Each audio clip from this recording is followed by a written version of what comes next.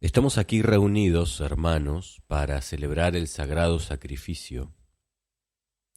Ese jueves, como todos los jueves de esos últimos meses, Graciela D'Aleo fue a la misa universitaria en la capilla del Hospital de Clínicas. Solo que ese viernes 29 de julio era ella la que tenía que leer y comentar por primera vez el texto de la Biblia. La semana anterior, cuando el padre Mujica se lo dijo, y le dijo además que le tocaba el cantar de los cantares, Graciela se puso frenética.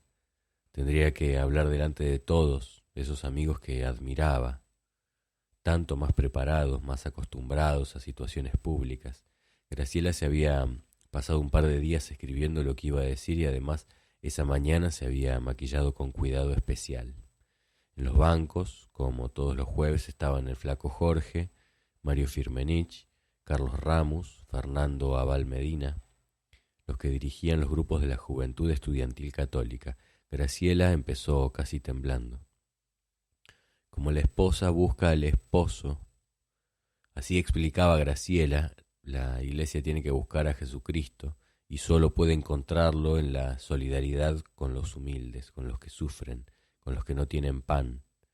Las miradas de aprobación la fueron tranquilizando. Cuando terminó y llegó el momento de las intenciones, Fernando Abal, que estaba sentado al lado del flaco, pidió por la universidad, por nuestra universidad que acaba de ser intervenida, dijo, porque lo había escuchado en la radio mientras llegaba y todos le contestaron, te pedimos, Señor. Cuando salieron, el padre Mujica la felicitó, le dijo que había estado muy bien, que parecía Santo Tomás de Aquino. Graciela estaba orgullosa y todos hablaban de la intervención. Mario decía que tampoco era tan dramático porque la autonomía era una cuestión de los radicales, de los liberales y que al fin y al cabo la universidad era una isla de gorilas que no tenía nada que ver con el país real. ¿Para qué nos sirve una universidad autónoma en un país donde los niños de Tartagal se mueren de hambre? Lo apoyó Mujica. Cuando salieron a la calle Córdoba todo estaba en calma. Recién al día siguiente se enteraron de la entrada de la Guardia de Infantería en Ciencias Exactas, de los palos en Filosofía y Letras, de las reacciones y renuncias que se desencadenaron. Fue, pese a todo, un golpe. Julio de 1966. En esos días, Maradona tenía 5 años, Fito Páez 3 y Alberto Olmedo 31. Bilardo 28, Menotti 27, Beira 20, Monzón 25, Alberto Reutemann 24, Basile 22 y Bianchi 16. Pepe Biondi tenía 57, Federico Lupi 32, Mirta Legrand 39, Isabel Sarli 36, Norma Leandro 30, Chunchuna Villafañe 26, Susana Jiménez 21, Mónica Caendenberg 30, Pinky 30, Bernardo Neustadt 41 y Mariano Grondona 33. Palito Ortega tenía 24, Susana Rinaldi 30, Aníbal Troilo 25, Astor Piazzolla 45, Roberto Goyeneche 38, Sandro 20, Lito Nevia 16, Charly García 14 y Luis Alberto Spinetta 16. Borges tenía 66, Sábato 55, Cortázar 51, Bioy Casares 51, María Elena Walsh 36 y Rodolfo Walsh 38. Perón tenía 70, Balbín 62, Cámpora 57, Lanuse 47, Fortabat 45, Macera 40, Videla 40, Alfonsín 39, Miguel 39, Rucci 41, Menem 36, Ubaldini 29, Dualde 24, Santucho 29, Firmenich 18 y Astiz 16. Gabriel García Márquez tenía 38, Carlos Fuentes 38, Salman Rushdie 23, Mal Davis 42, John Lennon 25, Bob Dylan 25, Mick Jagger 22, Bob Marley 21, Dustin Hoffman 28, Francis Ford Coppola 27, Robert De Niro 22, Steven Spielberg 18, Brigitte Bardot 29, Marcelo Mastroianni 41 y Joan Manuel Serrat 22. Felipe González tenía 24 años, Bill Clinton 21. Boris Yeltsin 36, Ernesto Guevara 38. Fidel Castro 39, Yasser Arafat 37, Saibaba 40, Karol Wojtyla 46, Di Stefano 40, Pelé 26, Michael Jordan 3, Bill Gates 10 y el subcomandante Marcos 12. La facultad estaba tomada. Habían cruzado bancos para atrancar las puertas y se declaraban dispuestos a resistir cuanto fuera necesario. Esa mañana había llegado la noticia de que el gobierno intervendría en la universidad y en el hall de la Facultad de Filosofía y Letras, en Independencia al 3000, muchachos de 20, con el pelo corto y pantalones de franela, corrían de un lado para otro llevando materiales, gritaban, se saludaban, disfrutaban la excitación de los grandes momentos. Caía la noche del viernes 29 de julio. En un rincón, 3 chicas de pollera tableada pintaban contra la intervención por la libertad de Enns con tinta roja sobre una sábana blanca. La última, S, se les había chorreado y estaban tratando de arreglarla. No era fácil hacer todas esas maniobras con pollera tableada. En el suelo, al lado, en una espica, el noticiero de Radio Colonia informaba sobre el lanzamiento de una nave espacial americana. Al fondo, junto a la entrada del aula magna, un rubio con intento de barba discursiaba subido a una silla. Solo el peronismo, con su política bonapartista y filofascista, se había atrevido a violar la autonomía universitaria. Si querían terminar de convencernos de su carácter dictatorial, estos militares se podrían haber elegido una manera mejor. 6 o 7 lo escuchaban y aprobaban, pero 2 que pasaron apurados les gritaron que mejor se pusieran a ayudar en vez de hacer discursos. Estos troscos nunca paran de hablar, comentó uno. El otro, Horacio González, lo miró y estuvo a punto de contestarle algo. Prefirió callarse. Corrían los rumores que la Guardia de Infantería ya se estaba desplegando por la Avenida Independencia, que tenían órdenes de entrar a sangre y fuego, que iban a tirar abajo las puertas de la facultad. Los estudiantes estaban decididos a resistir el ataque. Horacio González había nacido en Buenos Aires en 1944, hijo de un empleado público que se separó de su madre cuando él era chico. Su abuelo materno, el hombre de la casa, era un inmigrante italiano que había hecho carrera en el ferrocarril de los ingleses y terminó como capataz en los talleres de San Martín. El abuelo Ulderico tocaba el clarinete y celebraba a los 2 próceres de Recanati, su pueblo natal, el poeta Giacomo Leopardi y el tenor Bianimo Gigli. El abuelo Ulderico siempre pensó que los trenes se arruinaron cuando los nacionalizaron y estaba en contra del gobierno que lo hizo. No solía participar en política, pero cuando cayó Perón puso una bandera argentina en la puerta de su casa. La casa era grande y oscura, con su patio y sus malbones sobre una calle de tierra de Villa Pueyrredón. Aída, la madre de Horacio, trabajaba en la biblioteca popular del barrio. Desde chico Horacio la acompañaba a su trabajo y leía. En el barrio, a principios de los 50, Horacio era el hijo de la señora que se separó, y eso entonces significaba algo. La familia quería prepararlo para una vida útil y lo destinaron a ser contador público. Horacio se resignó y empezó a cursar el comercial, pero leía a los historiadores revisionistas, discutía en las clases y abominaba confusamente de ese destino ordenado y previsible. Cuando le tocaba entrar en 4º año consiguió pasarse al Nacional Sarmiento, en Libertad y Arenales, y con deliberación hizo todo lo posible para cambiar su barrio casi suburbano por las luces del centro. Entrar en el Nacional era como entrar en la política, en la patria. En esos años, a fines de los 50, el Sarmiento era más que nada un refugio para hijos de familias tradicionales venidas a menos. Un González ahí era casi un marginal, casi un judío. Era la época de las peleas entre enseñanza laica y enseñanza libre, y el Sarmiento era uno de los bastiones de los grupos nacionalistas católicos que estaban por la educación religiosa. Horacio estaba fascinado, a su pesar, por esos muchachos de traje negro, bufandas federales y peinado a la gomina, con la cola de pato, los hermanos Berra, el flaco Escurra, los jefes de Tacuara. Lo fascinaban, pero estaba en contra. Además, estaba claro que el plebeyo González no era uno de ellos. Che, González, vos de ¿de qué las vas con la cola de pato?, le dijeron un día y entendió. El clima era agitado y a menudo la salida de clases se amenizaba con cadenazos. De vez en cuando aparecía algún revólver.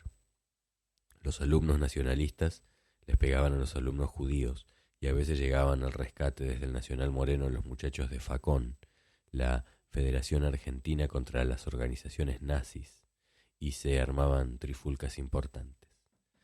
Alguna incluso terminó a los tiros en la Plaza Libertad con un herido de FACON.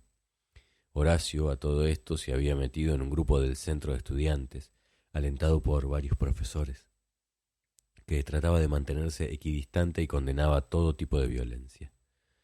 En 1963, cuando entró en la carrera de sociología, Horacio González se pasó unos meses rondando alrededor de mitines y asambleas, buscando dónde militar. Quería pertenecer a algún grupo de izquierda, hacer algo contra ese estado de cosas del que venía leyendo y escuchando, pero no sabía con quién. Sabía, sí, que el militante era el modelo de persona que lo cautivaba y quería ser uno de ellos.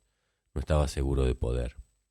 Sociología también era un espacio atractivo, era una carrera en pleno auge, donde empezaban las discusiones que después se desparramaban por el campo intelectual.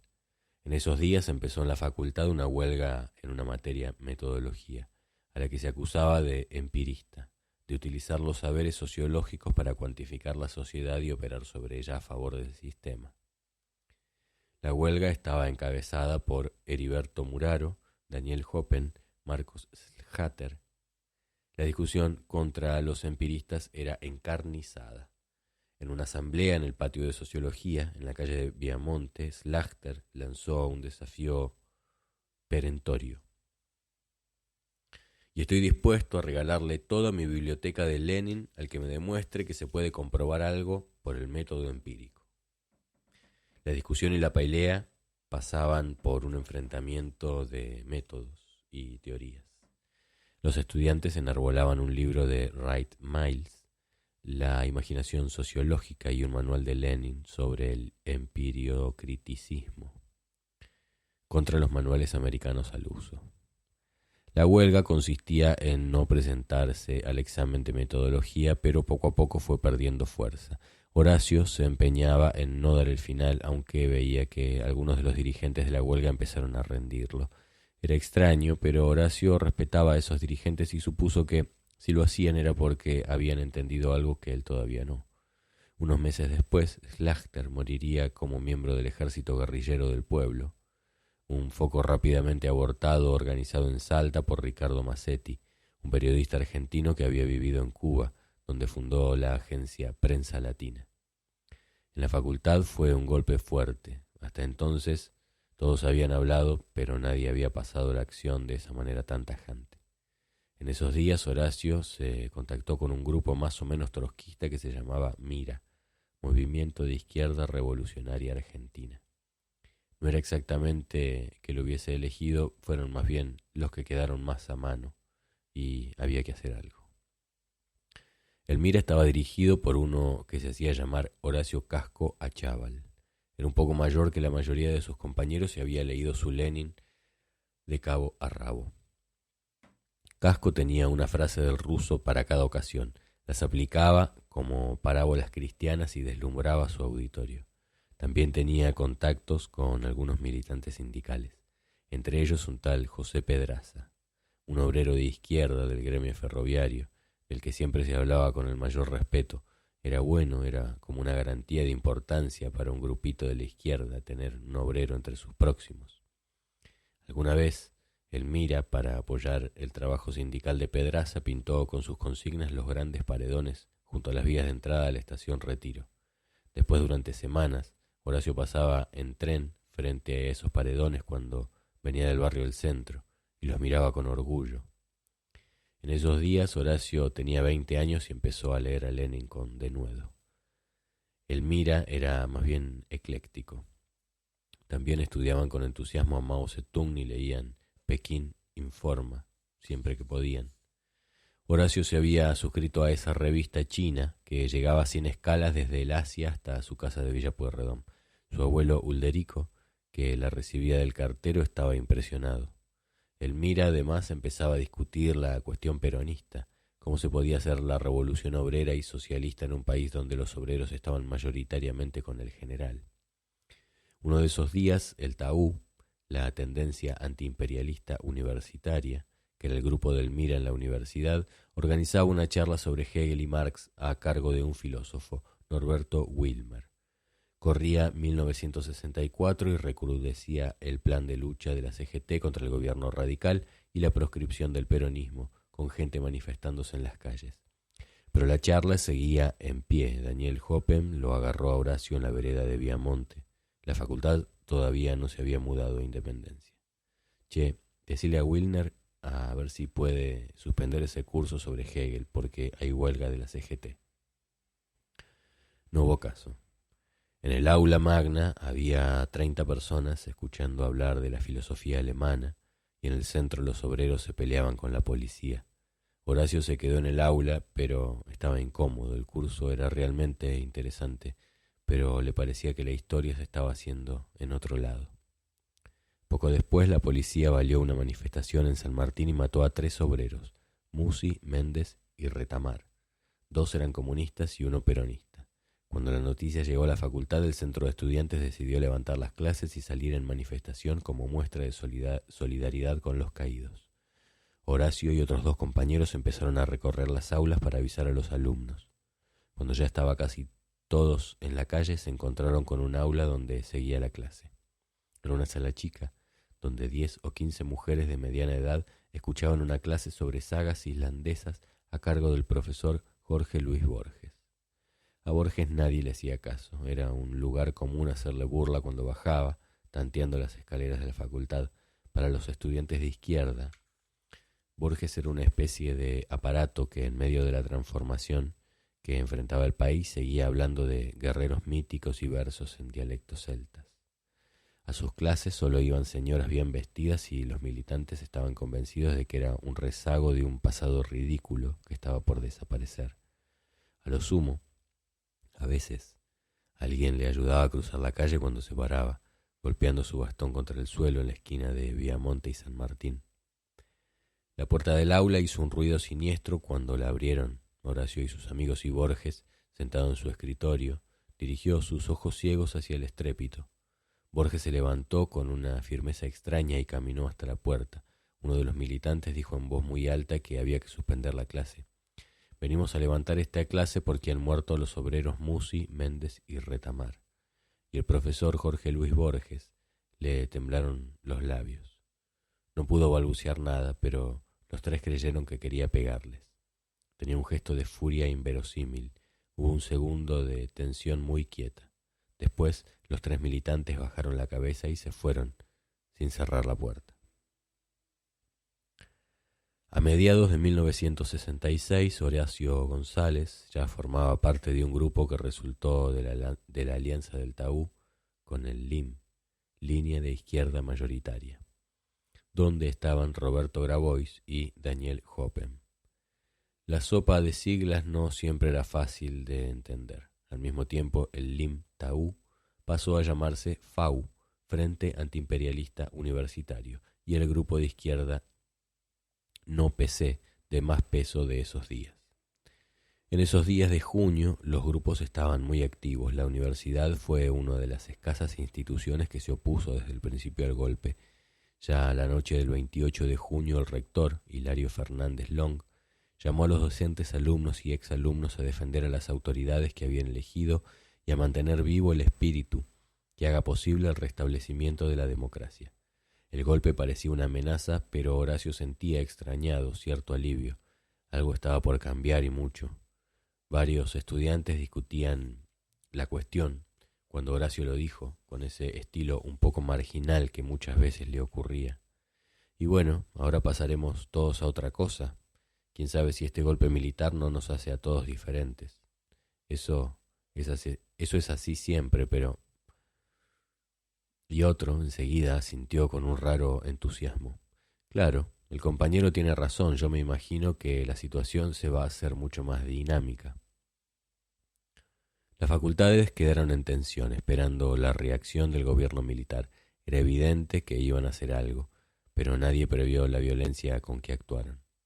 Un mes después, el 29 de julio, el gobierno del general Onganía promulgó una ley, la 16.192, que debía poner fin a la autonomía universitaria, y aunque no mencionaba la palabra intervención, dispuso que las universidades pasaran a depender del Ministerio del Interior. A las 10 de la noche de ese día, la Manzana de las Luces, donde funcionaba la Facultad de Ciencias Exactas, sufrió el ataque de la Guardia de Infantería. El decano de Ciencias Exactas, Rolando García, fue herido en la mano y hubo varios heridos. Bersavsky, Sadowski, Herrera, González Bonorino, entre otros 200 estudiantes y profesores, fueron llevados a las comisarías de la zona. Fue la noche de los bastones largos. Mientras tanto, a la misma hora, en la Facultad de Filosofía y Letras en Independencia, la Guardia de Infantería también amenazaba con actuar. Los estudiantes en el hall, en plena agitación, juraron resistir todo lo que pudieran. De pronto, la puerta de la facultad cedió a los golpes y las cargas, y las guardias entraron en malón. Se cortó la luz y se escuchaban gritos. Los guardias pegaban, pateaban, insultaban. Horacio trató de protegerse la cabeza con las manos. No había dado 4 pasos cuando sintió terrible golpe en plena coronilla. El mundo se le nubló. Hubo un silbido fuerte y se cayó redondo. Fue un momento. Se levantó enseguida tocándose la cabeza para ver si había sangre, preguntándose qué era, dónde estaba. Lo primero que vio fueron los cascos de los guardias, las manos revoleando bastones, y trató de alejarse todo lo posible. Había sido un momento, un desmayo muy leve, pero Horacio González supuso que significaba algo. Por mucho tiempo creería que ese desmayo lo estaba despertando, que ese golpe había sido un principio, que con ese golpe en la cabeza a alguien, el Estado, los militares, el poder, le estaba diciendo que de ahí en más solo podrían hacer política los que estuvieran preparados para recibir o contrarrestar esos ataques. Horacio supuso que la política iba a suponer alguna forma de comportamiento heroico. Por un lado, nada lo traía más que ese destino literario, épico. Por otro, dudaba mucho de sus posibilidades de sostener un personaje semejante. Siempre había creído que era un flojo, pero ese golpe en la cabeza parecía mostrarle otros caminos. Durante un par de semanas, Horacio contó en los bares de la facultad la historia de su golpe. Sentía nimbado por un extraño aura. Julio de 1966. El psicoanálisis se había impuesto en Buenos Aires. Entre las causas posibles del fenómeno se hablaba de las inseguridades de un país inmigratorio, de la docilidad de una gran clase media que corría detrás de las modas de lo moderno, de la mala salud mental de una población demasiado excitada por las perspectivas de movilidad social y de tantas otras cosas. Por lo que fuera, en los 10 años anteriores se había difundido como mancha de aceite. No había estadísticas precisas, pero se suponía que pululaban en ese momento unos 10.000 profesionales que practicaban distintas formas de la psicoterapia más o menos alejadas de la ortodoxia psicoanalítica de Sigmund Freud. Y casi todos ellos tenían 8 o 10 pacientes como mínimo. Pero la fuerza del psi no estaba solo en la cantidad de analistas y analizados por metro cuadrado, estaba más que nada en su penetración en muy distintos espacios de la cultura local. Óscar Caballero, en un artículo publicado en Primera Plana, escribía que con el psicoanálisis sucedió lo mismo que con otras doctrinas como el liberalismo, el marxismo e incluye el cristianismo. Sus principios fundamentales se difundieron tanto que ya no se los visualiza como distintos, forman parte del patrimonio común de la cultura moderna. Es posible que en otros países, no en Argentina ni en Estados Unidos, donde el psicoanálisis está más vivo que nunca, las escuelas analíticas estén pasando por un momento de decadencia, ya no provocan ninguna apelación poderosa a las nuevas generaciones de psicólogos y psiquiatras. Pero en esas áreas culturales, como aquí entre quienes se dicen adversarios del psicoanálisis, las ideas de Freud se usan espontáneamente cada vez que se quiere juzgar la conducta de un político, cuando se quiere educar a un chico, armar un aviso de publicidad o evaluar una novela de éxito. No han muerto, sino que por el contrario triunfaron por completo. El psicoanálisis era poderoso, pero ya no soportaba críticas potentes. Una de las más comunes era que servía para adaptar mejor a sus pacientes a la sociedad. En ese mismo artículo, la psicoanalista María Langer se defendía: actitud adaptativa significa aceptación de la sociedad actual. El psicoanálisis per se no implica su aceptación, pretende integrar al paciente dentro de su ideología, eliminando contradicciones, pero no adaptarlo. Y su colega, Hernán Kesselman, insistía: el psicoanálisis permite al sujeto una mayor libertad de optar, pero él debe afrontar solo estas opciones. Es lícito hablar de sociedades enfermas y pienso que el psicoanálisis puede ir más allá de adaptar solamente al enfermo a una sociedad que lo conflictúa. Es decir, el paciente va a lograr mayor adaptación social si está curado, pero también va a tener mayor misión social. Cada sujeto curado aumentará su papel en la curación social, pero un poco más allá, Antonio Caparrós se preguntaba sobre las relaciones de poder que el psicoanálisis creaba. Toda crítica del paciente al psicoanálisis y al psicoanalista es considerada como una resistencia. ¿No es esta una verdadera imposición de valores? La falta de resistencia, entonces, ¿no sería una carencia total de crítica? ¿No es esta una creencia más que una ciencia? En los días siguientes a la intervención, alrededor de la mitad de los docentes de la Universidad de Buenos Aires presentó su renuncia como protesta ante la intervención y la violencia. Los diarios publicaban listas de renunciantes, miles de nombres con letra muy chiquita. Las facultades estaban cerradas. En los bares cercanos a filosofía, militantes discutían si la renuncia era una actitud correcta. No hay que dejar ningún puesto, no hay que regalarlos. Pero esta ola de renuncias es un golpe muy duro para el régimen. Incluso en el exterior tuvo una repercusión impresionante. Sí, pero de eso de eso se van a recuperar, y entonces va a resultar que todos los docentes piolas van a estar afuera, van a haber perdido su lugar. A mí me parece que lo de las renuncias es terriblemente liberal, Horacio, más que liberal. Como si dijeras: ay, me pisaron un dedo, yo no voy a tolerarlo, me voy. Un revolucionario tiene que estar dispuesto a resistir en su puesto, no a abandonarlo a la primera provocación. Puede ser que un revolucionario sí, Roberto, pero te olvidas de que muchos de los que renunciaron no son revolucionarios ni de lejos. No me olvido. Por eso renunciaron. El nuevo rector interventor nombrado por los militares era Luis Botet, un abogado amigo del almirante Rojas que solía presentarse como el juez de la revolución libertadora. En varias facultades las clases estuvieron suspendidas durante semanas o meses por falta de personal docente. En ciencias exactas, por ejemplo, fue muy difícil reclutar personal de reemplazo y los institutos de investigación de la facultad quedaron desmantelados. Desaparecieron laboratorios de ciencia pura, pero también otros que trabajaban sobre el control de granizo y producción de lluvia artificial en Mendoza, ecología del Chaco, industrialización de la pesca atlántica, y programas de cálculo para YPF, gas del Estado, agua y energía. Emisarios de universidades chilenas, uruguayas, brasileñas y norteamericanas se paseaban por Buenos Aires reclutando docentes en universidades del interior. La situación era semejante.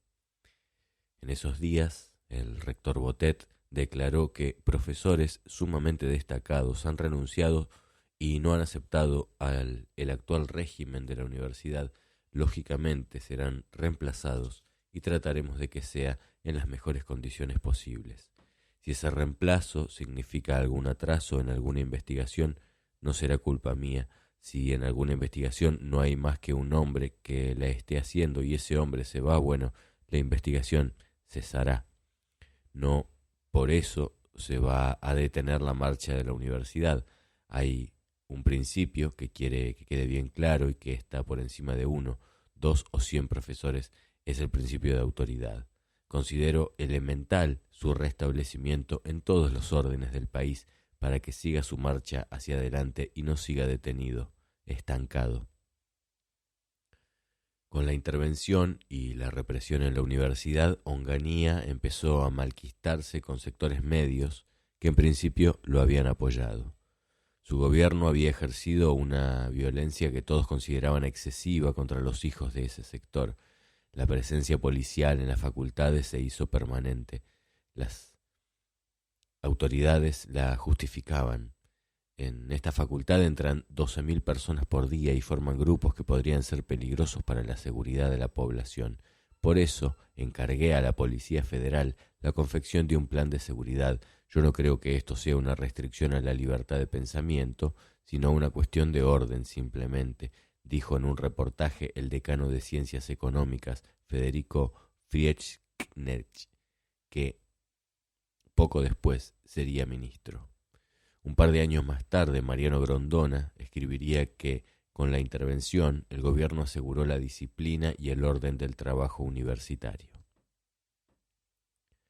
Julio de 1966. Cuando se bajó del avión que llevaba a los Beatles a Nueva York, John Lennon dijo que el cristianismo desaparecerá. En este momento los Beatles somos más populares que Jesucristo. No sé quién desaparecerá primero, si el rock and roll o el cristianismo. Jesús era una gran persona, pero sus discípulos fueron groseros y ordinarios. El retorcimiento con que usaron sus doctrinas arruinó al cristianismo. En Estados Unidos, pastores amenazaron con excomulgar a sus fieles que escucharan a los Beatles. Jovencitas se pasearon con carteles que decían: John peca, Cristo salva. La Pan Am anunció que iba a emitir himnos religiosos en el avión que tomaría el cuarteto, y en la bolsa de Londres las acciones de la compañía editora de los discos de los Beatles bajaron tanto que los músicos perdieron en un día más de $1 millón. El Observatore Romano, mientras tanto, publicaba un artículo que decía que había algo de razón en las declaraciones de Lennon. Sus observaciones sobre el ateísmo o el alejamiento de mucha gente de la religión tienen cierto fundamento. El editorial del primer número marcaba las posturas. La revolución que estamos necesitando es la única capaz de dar de comer a los hambrientos, de dar casas a los que no tienen techo, de dar salud a los que están enfermos, de dar dignidad a los despojados, de liberar a los explotados, de incorporar a los sumergidos, de estabilizar a los que viven del miedo, de hacer felices a los que lloran, de dar la tierra a los mansos, de recrear la fe en la vida y en los hombres, de realizar el mandamiento fraternal por la solidaridad entre los pueblos. A principios de agosto, Graciela se había contactado con la gente que estaba por empezar a publicar la revista Cristianismo y Revolución. El director era Juan García Elorrio, un ex seminarista cercano a John William Cook. La participación de Graciela era módica. Iba a buscar revistas a la casa de García Elorrio y su mujer, Casiana Ahumada, y las vendía en la facultad y en las reuniones de jóvenes cristianos. El secretario de redacción era Jorge Luis Bernetti. El editorial, firmado por el director, terminaba con una promesa. Esta revolución, aunque a veces necesariamente violenta por la dureza del corazón, no es desesperada. Es la única manera de rescatar para la humanidad la esperanza y el amor. Ya estamos en camino. En esos días de septiembre, Graciela y la gorda Beatriz fueron al Teatro del Buen Aire, en la calle Montevideo, porque se había anunciado una charla de Dom Hendler Cámara, el obispo tercermundista brasileño. Cuando llegaron se encontraron con que la charla había sido prohibida. El teatro estaba cerrado y en la calle se agolpaban 300 o 400 personas. Decidieron esperar porque no podía ser que impidieran la conferencia de un obispo, pero al cabo de un rato apareció la policía montada. ¡Circulen! ¡Circulen, carajo! Los jóvenes cristianos empezaron a caminar más o menos encolumnados por la vereda de Córdoba hacia Callao. Carlos Ramos se puso a rezar un rosario y muchos le hicieron coro. La montada mientras tanto los custodiaba desde la calle. Padre nuestro que estás en los cielos, santificado sea tu nombre. Los policías les gritaban: vamos, vamos, circulen, y ellos les contestaban que ¿por qué si no hacemos nada más que rezar? De pronto la montada cargó. Alguien agarró a Graciela del brazo y la metió en el umbral de una verdulería en Córdoba y Rodríguez Peña. Graciela tenía un miedo terrible, tiritaba. Los caballos repicaban los cascos en el asfalto y amagaban pisarlos con lujos de relinchos. Los jinetes Trataban de poner caras despiadadas. Unos días antes, el 7 de septiembre, en Córdoba, la policía había matado de un balazo en una manifestación contra la intervención a un estudiante, Santiago Pampillón, el primero de todos. Cuando pudo levantar la cabeza, Graciela vio un caballo enorme con un fulano encima que revoleaba un sable y les gritaba: «Salgan, salgan, carajo». Graciela en un segundo imaginó que si se quedaba ahí, el fulano le iba a cortar la cabeza con el sable y que si corría le iba a tirar el caballo encima. El caballo le pareció lo menos malo y salió corriendo para el lado de la 9 de julio. Corrió y corrió hasta que se chocó con Mario Firmenich y otro muchacho, Daniel, que venían caminando para su lado. Graciela les gritó medio desesperada: «No vayan para allá, no vayan para allá». «¿Pero qué te pasa? Tranquilízate». Graciela estaba fuera de sí. «No vayan para allá, está la policía». Más tarde, cuando se le empezó a pasar el miedo, Graciela se enteró de que Fernando Abal Medina había caído preso con un portafolio lleno de ejemplares de Cristianismo y Revolución. Se pasó la noche en la comisaría y lo soltaron a la mañana siguiente. Septiembre de 1966. El miércoles 28, un grupo de militantes de la vieja juventud peronista secuestró un avión y lo dirigió hacia las Islas Malvinas. Estaban dirigidos por Dardo Cabo y en el mismo avión viajaba el director de la revista Así y el diario Crónica, Héctor Ricardo García. 2 semanas más tarde, Así publicaba una larguísima crónica firmada por su director y fechada en Ushuaia, Tierra del Fuego. Se titulaba «Yo vi flamear la bandera argentina en las Malvinas». Ushuaia. Sé que muchos, en el instante en que comienzo a escribir este relato, se están preguntando cómo llegué a ocupar un asiento en el DC-4 de Aerolíneas Argentinas, cuyo vuelo 648, en lugar de culminar pacíficamente en Río Gallegos a las 7:31 del miércoles 28 de septiembre, culminó, pleno de espectacularidad, a las 8:42 del mismo día en las Islas Malvinas. Desde luego, sé también que un buen número de ellos habla ahora mismo de la suerte que tuve al ser el único periodista del mundo que presenció el sensacional operativo Cóndor y vio flamear la bandera argentina en el remoto archipiélago que los ingleses usurpaban un día hace 133 años. El martes 27 de septiembre a las 5 de la tarde sonó el teléfono en mi oficina. Atendí con cierto fastidio, pues habitualmente prefiero ver la cara de las personas que hablan conmigo. Del otro lado había una voz vigorosa y seria. Soy Dardo Cabo. Dardo Cabo, personaje clave de la juventud peronista, muchacho delgado, de pelo enrulado, a quien conocí unos meses atrás cuando él capitaneaba a los miembros de la custodia personal de Isabel Martínez de Perón. Dardo Cabo quería hablar conmigo. Le dije que viniera a mi oficina, pero me dijo que no podía. Hubo un silencio que él quebró enseguida. Podríamos vernos dentro de una hora en la confitería El Ciervo. Asentí, a pesar de que El Ciervo estaba apenas a 2 cuadras de la redacción de Así. Confieso que fui con muy pocas ganas. Más tarde, con una Coca-Cola y un té en medio, me preguntó si me interesaba una nota muy importante. Le respondí que sí, pues muy pocas cosas me importan tanto como el periodismo, e inmediatamente lo inquirí acerca del tema de la nota. Cabo miró su vaso, hizo una pausa y me contestó que no podía confiarme nada más.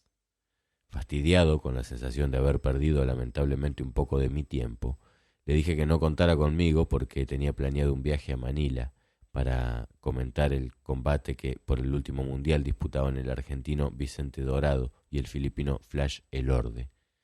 Me miró fijamente y respondió lacónico: «Es una lástima». Enseguida intentó pagar la consumición. Le ofrecí mandar a alguien de Así en mi lugar, pero me contestó: «¿Usted o nadie?». La respuesta no me gustó y busqué al pagar mi cuenta poner fin al diálogo. Ya en la puerta, que da sobre la calle Callao, me despedí de él, pero antes de la separación definitiva, Cabo me extendió un papel con un número de teléfono, por si cambiaba de opinión. Ya en mi oficina medité mucho sobre esa nota sensacional ¿Qué sería? ¿El Che Guevara en la Argentina? No hace mucho que se había hablado de su presunta aparición en el norte. El cadáver de Eva Perón. Este es el tema número 1 por el que cualquier periodista tiene que estar dispuesto a cualquier cosa. El retorno de Perón al país. Desde una semana atrás corrían versiones en la calle de un nuevo operativo retorno, de modo que a las 9 de la noche tomé el papelito y disqué. Me atendió una mujer y enseguida me comunicó con él. Concretamos la cita a las 12 de la noche en el aeropuerto para un viaje de 2 días al sur del país. Eso fue todo. Adelante, lo desconocido. Llegamos al aeroparque 3 minutos antes de la medianoche. Tras estacionar sin problemas, entramos por la puerta más próxima al mostrador de Aerolíneas Argentinas. Allí estaba Dardo Cabo mirando hacia afuera como si me esperara. Me saludó con extraña frialdad, entregándome un bono de material plástico, el equivalente a un asiento en el vuelo 648 que partiría a las 0:30 rumbo a Río Gallegos y Ushuaia. 10 minutos después de las 12, por los parlantes, comenzaron a llamar a los pasajeros. Todos se agolpaban sobre la puerta número 1. Yo me quedé mezclado entre los últimos buscando a Dardo Cabo, a quien había perdido de vista. Poco a poco fuimos avanzando hasta el avión. A las 0:31 levantamos vuelo. Entre sueño y lectura, sin moverme de mi sitio, permanecí hasta las 6 de la mañana. A esa hora empezó la última parte de esta sensacional aventura de mi vida. A esa hora la azafata comenzó a ofrecer café y bebidas sin alcohol, como clásico desayuno de los vuelos de cabotaje, y entonces comencé a despertar mi humanidad. Segundos después fui hacia el fondo del avión en busca de una puerta que dice «Caballeros». Encontré a mi paso 2 jóvenes con camperas grises que, apostados como granaderos, custodiaban la salida, y no lo puedo asegurar, a alguien. Retorné a mi asiento minutos después y comencé a presenciar una de las primeras partes del que luego sabría era el operativo Cóndor. Cabo me informó después que fue denominado así en homenaje al cóndor, que simboliza la soberanía. El emblema es usado permanentemente por nacionalistas y tomó notoriedad décadas atrás al ser difundido por la desaparecida Alianza Libertadora Nacionalista. Pocos minutos después, por los altoparlantes, se anunciaba que el avión continuaría viaje hasta Comodoro Rivadavia, ya que en Río Gallegos, primera etapa del viaje, reinaba mal tiempo. El llamado operativo Cóndor había comenzado. La máquina había sido tomada por 18 jóvenes integrantes del comando a las 6:08 de la mañana. 2 de ellos se habían presentado en la cabina del comandante, donde hallaron en esos momentos al mismo Fernández García, al copiloto y al radio operador, a quienes amenazaron con armas de fuego, intimándolos a variar la ruta. Otros 2 jóvenes habían hecho lo mismo con el sector trasero, donde generalmente toman ubicación el comisario de a bordo, encargado de la atención de los pasajeros, y la azafata, llamada también más popularmente camarera. Según supe posteriormente, los integrantes del grupo que actuaron en la cabina de los pilotos se limitaron a decirles muy sonrientes que iban a cambiar el rumbo. Fernández García sonrió, pues creyó que le estaban haciendo un chiste. Pero uno de ellos le respondió: «No tanta risa, esto es en serio».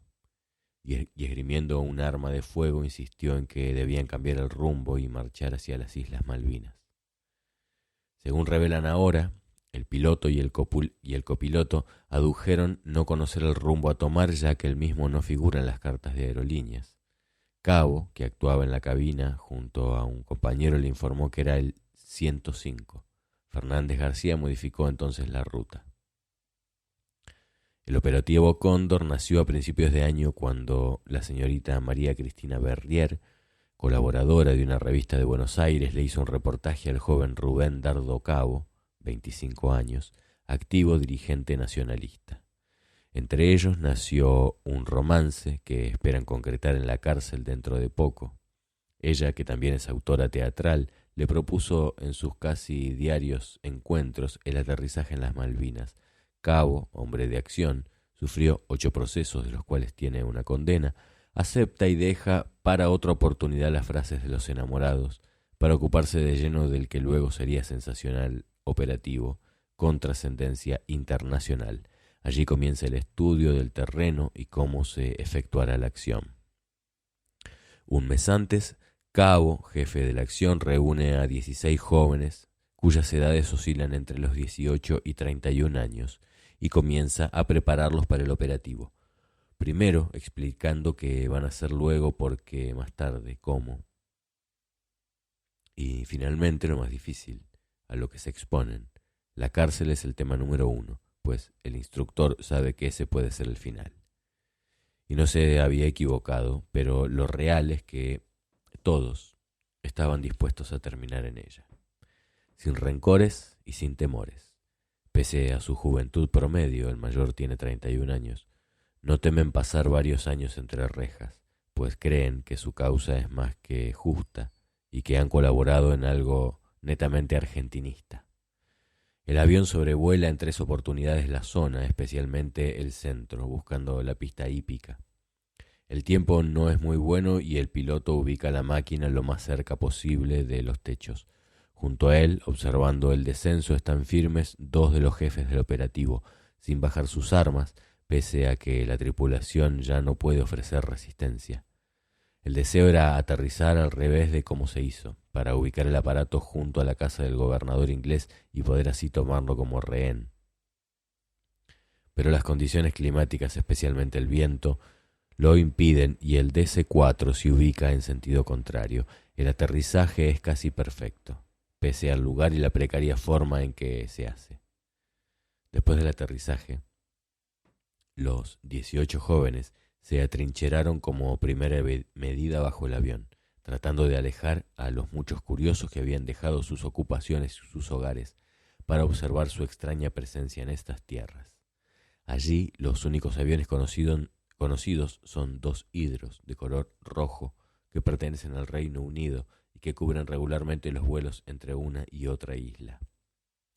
A los gritos y en algunos casos esgrimiendo armas, los argentinos trataron de que nadie se les acercara, pero los ingleses, balanceando más la curiosidad que el miedo, siguieron avanzando hasta llegar en un buen número, unos 100, hasta el avión mismo.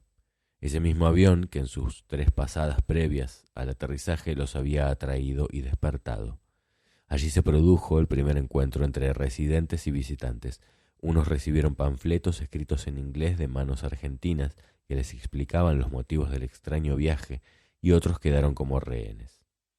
Entre estos últimos, el jefe de la policía, un joven rubio de unos 25 años que comandaba a 6 agentes sin armas, toda la fuerza policial de la isla. Los minutos iniciales fueron de confusión. Los jóvenes del operativo optaron, como primera medida, por enarbolar 5 banderas argentinas que ubicaron junto al avión, colgadas de una alambrada, y sobre varios vehículos que se habían acercado otras de las banderas. 2 de las 7 enseñas azul y blanco llevadas quedaron para mejores ubicaciones. Una sería enarbolada en el avión y otra izada en un mástil en el que ondeó durante 36 horas.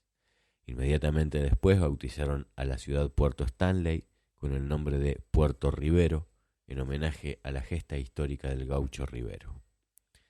30 minutos después se intentaría el primer contacto serio con pobladores. Dardo Cabo y Cristina Berrier marchaban hacia la casa del gobernador para entregarle una proclama e informarle que, como argentinos que estaban en tierra argentina, deseaban quedarse en el lugar para vivir, a la vez que invitaban al jefe real a plegarse bajo la bandera argentina. Señor gobernador, como argentinos hemos venido a esta tierra para quedarnos, ya que la consideramos nuestra. La respuesta fue cortante. Fuera de aquí, ustedes no están en su casa, a la vez que les enseñaba la puerta de salida del despacho. Héctor Ricardo García sigue con el relato detalladísimo del primer día de los comandos en las Malvinas. Cuenta que entre los pasajeros del avión de aerolíneas estaba el gobernador de Tierra del Fuego e Islas del Atlántico Sur, almirante José María Guzmán, que no se mostraba nada feliz de haber llegado al territorio que supuestamente gobernaba y que, esa misma mañana, El radiooperador del grupo usó la radio del avión para comunicarse con Buenos Aires.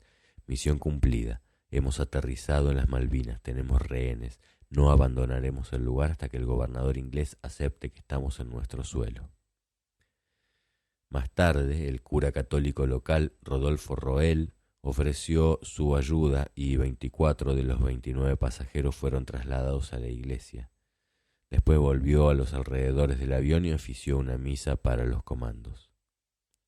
A las 6 de la tarde, rodeados por un centenar de pobladores de la isla, los integrantes del operativo Cóndor se encerraban en el avión.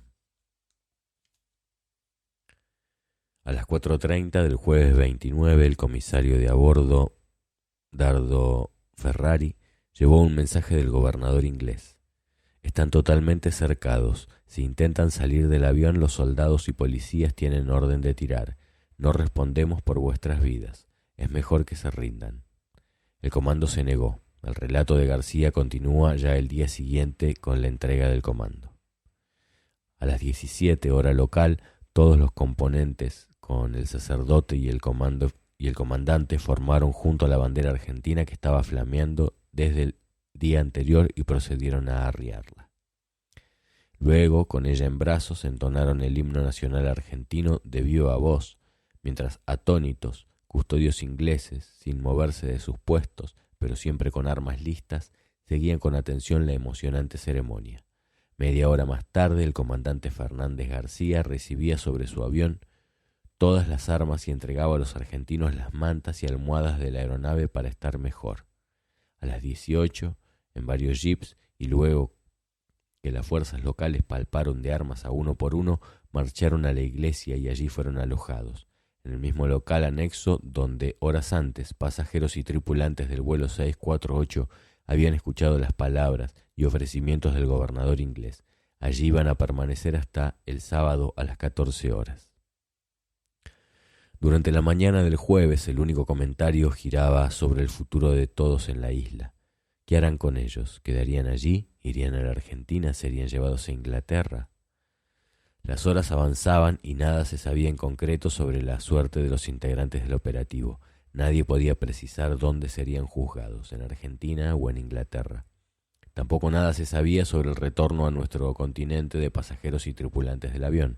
Radios del sur de Argentina estaban anunciando la presencia en Río Gallegos de 3 hidroaviones de la Marina de Guerra que se emplearían para el traslado de los integrantes del comando, de los pasajeros y a la vez para enviar la aeronafta solicitada. El padre Roel entró a las 11 de la mañana y pidió que preparáramos las cosas para marcharnos. En pocos minutos cada uno estaba con sus maletas listas, esperando la hora de partir. La gran aventura quedaba atrás y ahora había que enfrentar la realidad. Hasta ese momento habían surgido inconvenientes, ya que, según el sacerdote, varios de los pasajeros comunes del avión se negaban a viajar con los integrantes del comando, si era que les tocaba ir juntos hacia el encuentro de alguna nave. Antes de partir, los integrantes del comando rezaron el Padre Nuestro y posteriormente el sacerdote los bendijo poniéndose de rodillas. En fila india y con fuerte custodia en las calles, los argentinos marcharon hasta el puerto local, distante apenas 2 cuadras del transitorio alojamiento en la iglesia. Unos 100 curiosos dejaron la mesa a la hora del almuerzo para verlos partir. Todos lucían las mismas camperas con que 3 días antes habían llegado a la isla, produciendo el hecho más espectacular de ese territorio en toda su historia. Al frente de la columna marchaban el padre Rodolfo Roel, que no abandonó a sus muchachos ni un minuto, y ese era un minuto importante. En el puerto, escondido en un galpón, estaba el gobernador inglés espiando. Esa es la palabra que, por la posición en que lo vi, la partida de los argentinos. Los integrantes del grupo Cóndor pasaron meses y algunos años en prisión. Eran en total 18. Cabo, Berrier, la única mujer, Giovenco, Tursi, Rodríguez, Caprara, Ae, Sánchez, Ramírez, Bobo, Aguirre, Carasiewicz, Navarro, Castillo, Lizardo, Bernardini, Chazarreta y Salcedo. Fueron defendidos, además del doctor Berrier, por Fernando Torres, abogado de la CGT y de la UOM, y Jesús Porto, defensor de presos políticos, desde la instauración del Plan Conintes.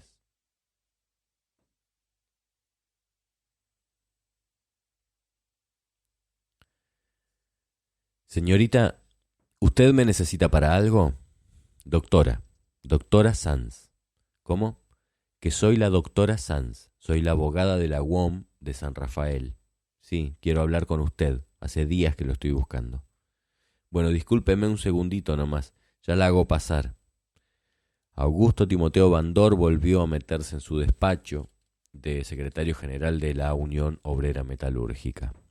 Susana Sanz se quedó parada en la sala de espera. En las paredes habían fotos de los recreos, clínicas y hoteles metalúrgicos. Un poco más allá, en una mesita, una secretaria muy pintada, nerviosa, contestaba teléfonos. En silloncitos de cuerina, dos cuarentones robustos comentaban lo que había pagado la triple del domingo en Palermo y se pasaban fijas. Susana había llegado a Buenos Aires una semana antes para conseguir a través del sindicato una entrevista con autoridades del ferrocarril. Desde entonces llamaba a la UOM varias veces por día y hablaba con gente que no se hacía cargo de nada. Así que ese lunes había decidido presentarse en el edificio de la calle Rioja para tratar de ver a Bandor. Y ahí estaba, esperando. El metalúrgico la hizo pasar. Bueno, usted dirá, doctora. Mire, vengo a verlo, como le dije, yo soy la abogada de la seccional de San Rafael, y queríamos pedirle su ayuda para solucionar un conflicto que tenemos allá. En realidad no me he vuelto a San Rafael, hace una semana que estoy acá. No me he vuelto porque no puedo afrontar la decepción que le va a producir a la gente cuando yo les cuente cómo me han tratado ustedes acá. Lo poco que se preocupan por sus problemas. Me resultó tan tremendo que decidí hacer el último esfuerzo de venir a hablar con usted. Bandor levantaba las manos como quien protesta inocencia y ponía caras de preocupación.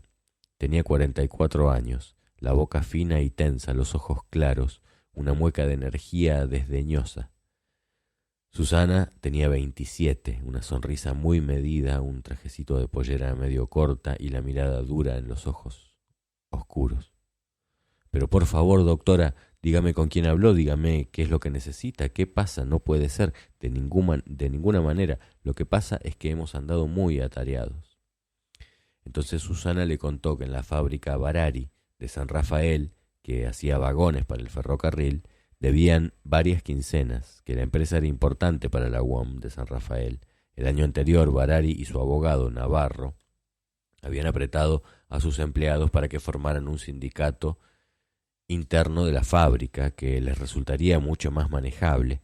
A los metalúrgicos de San Rafael les había costado mucho trabajo quebrarlo y traer a la gente de vuelta a la UOM, y ahora Barari estaba muy atrasado con los pagos y la única posibilidad que se les había ocurrido era que la UOM la contactara a ella con directivos de ferrocarriles argentinos para pedirles que le pagaran a Barari una plata que le debían, con el compromiso de que Barari iba a usarla para pagar a sus obreros. Para eso me he venido a Buenos Aires y por eso no me he vuelto, aunque ustedes no me daban ninguna solución. Bandor seguía haciendo caras y protestando interés. Estaba en su mejor momento, se hablaba de que tenía posibilidades de reemplazar a Perón a la cabeza del movimiento peronista y de que podía incluso en un futuro no muy lejano llegar a presidente. Susana se sorprendía de que el gran hombre, el jefe tan temido, le hiciera tanto caso, hasta que pensó que si era tan jefe debía ser justamente por eso, por ocuparse así de cada uno. Doctora, de verdad estábamos muy atareados, pero no se preocupe que ya mismo nos vamos a poner con esta cuestión. Quédese tranquila, doctora, que lo vamos a resolver. ¿Usted a dónde está? ¿Cuál es su número de teléfono? Durante los 2 días siguientes, empleados de la UOM la llamaron a cada rato. Mire, doctora, todavía no tenemos novedades porque el coronel no llegó. En cuanto sepamos algo, la volvemos a llamar. Doctora, no lo pudimos encontrar, pero no se preocupe que seguimos buscándolo. Escúcheme, doctora, el coronel dice que podría recibirla con la delegación nuestra que va pasado mañana. ¿Usted podría el jueves a las 9? Sí, cuando ustedes digan. Bueno, entonces deme la dirección. El jueves a las 8:30 la pasamos a buscar en un coche del sindicato y la llevamos a Retiro. En la delegación de la UOM había secretarios de varias regionales importantes, Calabró, Gutiérrez. Pero el secretario del coronel interventor de ferrocarriles les dijo que el coronel había tenido que salir de urgencia a la Casa Rosada y que no los iba a poder atender, que volvieran mañana. A la salida, Susana aprovechó para pedir a sus acompañantes si, cuando fuera a la reunión, la dejarían hablar primero. Miren, yo vengo desde muy lejos y estoy esperando hace varios días y me tengo que volver lo antes posible para allá. Imagínense, no me dejarían presentar primero nuestro problema, porque si empezamos con algo muy general el hombre va a decir, bueno, lo vamos a estudiar. En cambio, si lo planteamos algo concreto, los sindicalistas se rieron y le tomaron un poco el pelo. Había resultado dura la doctora. Mire que con esa carita, pero aceptaron. Al otro día, cuando llegaron a retiro, el secretario volvió a decirles que el coronel no estaba, que habían tenido que salir de urgencia. Susana ya no sabía qué hacer, pero no solía demostrarlo. Mire, acá los sillones son muy cómodos, no hace frío. Así que yo, si este señor está tan atareado, yo tengo mucho apuro. Así que, si me permite, me voy a quedar toda la noche acá sentada. Mañana cuando llegue, o si bien esta noche, vamos a poder hablar. Al rato apareció el coronel, y la delegación de la UOM se sentó con él alrededor de una gran mesa de conferencias. Susana le hizo todo su planteo, lo había ensayado y le salió redondo. Y la cuestión es que si ustedes no le pagan, el señor Barari va a tener que cerrar la fábrica y va a perder una cantidad importante de fuentes de trabajo. O sea que si ustedes le pueden actualizar los pagos que le deben y comprometerlo a usar ese dinero para los jornales, van a salvar una industria argentina importante. Susana sonaba imperiosa, con un toque de coquetería, y el coronel interventor le prometió que se lo iba a arreglar. Los sindicalistas se miraban y sonreían. A la salida, Victorio Calabró la tentó con un gran futuro metalúrgico. Doctora, ¿qué está haciendo en San Rafael? ¿Por qué no se viene acá de abogada laboralista nuestra? No sabe la cantidad de juicios que tenemos todo el tiempo. Nosotros necesitamos abogados laboralistas como usted. Además no sabe la cantidad de guita que puede ganar con todos los juicios que hay. Véngase, doctora, le arreglamos todo. Al día siguiente, Susana volvió a pasar por retiro para terminar de arreglar el asunto. Después le dijeron que Bandor quería verla. Doctora, me dijeron que ya pudo solucionar su problema. No sabe cuánto me alegro. Me dijeron que usted estuvo muy bien. Bandor seguía encantador y Susana aprovechó para tratar de sacarse una duda. A propósito, ya que estamos charlando, quisiera saber qué piensa usted de Onganía. Porque, como usted fue al acto de Asunción, cosa que nos dejó a todos un poco descocados, me gustaría saber qué piensa del gobierno. No, por favor, Onganía es un dictador. No se va a conseguir nada con él, pero como en ese momento había que evitar que tuviera una actitud mucho más frontal de enemistad hacia los sindicatos, nosotros fuimos para preservar la estructura de la CGT y los sindicatos, pero no, de ninguna manera, no hay nada que esperar de Onganía. Bandor sonaba convencido y no dejaba de sonreír, pero tampoco quería seguir hablando de la cuestión. Doctora, ¿usted en qué viaja a San Rafael? ¿En tren? ¿En qué voy a viajar? Imagínese, con todos los días que llevo acá. Bandor levantó el teléfono y dijo unas pocas palabras en voz baja. Después siguieron charlando unos minutos, hasta que entró un empleado y le dio unos papeles a su jefe. Bandor se lo dio a Susana. Doctora, acá tiene su pasaje en avión. Por favor, es lo menos que podemos hacer por una compañera como usted. Y ahora me va a tener que disculpar porque tengo que ver a unos compañeros de Córdoba. Usted sabe que la situación allá está complicada. Pero si usted quisiera, podría almorzar con mi adjunto, Gutiérrez. Creo que ya se conocen, ¿no? Bandor se paró y le extendió la mano. Era un gran seductor y seguía sonriendo. Bueno, como seguramente usted no ha tenido tiempo de visitar a sus amistades o hacer compras, nuestro chofer la va a llevar. Y la próxima vez que tenga que venir nos avisa con un par de días y le resolvemos el hotel. Le ponemos un auto. ¿El Mercedes?, le preguntó Susana y Bandor le sonrió sin decir nada. En esos días habían salido en los diarios la noticia de que la empresa que estaba terminando una gran clínica metalúrgica le había regalado un Mercedes-Benz. Bandor insistió en la sonrisa. Bueno, ya sabe, doctora, y cualquier cosa que me necesite, acá estamos. Yo, con mucho gusto. El coche era un Ford Falcon. Cuando pasaron por delante de una especie de cabarute con bombillas rojas, el chofer se entusiasmó. Uy, acá no sabe las noches que se pasan los muchachos. Sobre todo cuando vienen compañeros del interior, ¿vio? Siempre los traemos acá y no sabe los desbarajustes que arman. Susana pensó que no dejaban nada librado al azar con esas atenciones. Les iban mostrando cómo podía ser la buena vida de un dirigente comprensivo. Llegó con ciertas prevenciones al restaurante donde lo esperaban Gutiérrez y otros dos, pero la charla fue interesante y animada.